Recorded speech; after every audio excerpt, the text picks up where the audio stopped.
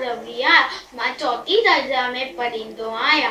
मुंहिंजो स्कूल जो नालो स्वामी विवेकानंद आहे। दोस्तों, मां तव्हांखे सिंधी में हिकु आखाणी ॿुधायां थो। दान सां ॿुधजो। चालाक गिदड़। हिकु गिदड़ खाधे जी गुलामी सॼी राति रुलियो, पर हुनखे कुझु बि हथ न लॻो। सुबुह जो जीअं न उमीद थी पंहिंजे घर ॾांहुं मोटियो, तीअं हुनखे वण ते हिकु काव ॾिसण में आयो, जंहिंजे वात में लोले जो टुकड़ो। गिदड़ दिलि में ख़्यालु कयो कि चालाकी करे हिन मोड़ काव खां लोले जो टुकड़ो फुड़ी वठां। तंहिं करे काव खे पढ़ाए चयो कि तूं तो ॾाढो सोनो आहे, तेरा पर कहिड़ा न चमकीदार आहे, तूं ज़रूरु सुठो राग ॻाईंदो हूंदे, महिरबानी करे पंहिंजो राग जो मज़ो न वठाए। मुड़ काव फुरी में बटी जहिड़ो वात खोले काव काव करण लॻो।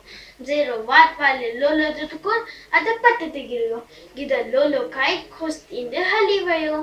नसीहत कूड़ी सारा ते पढ़जण न घुरिजे।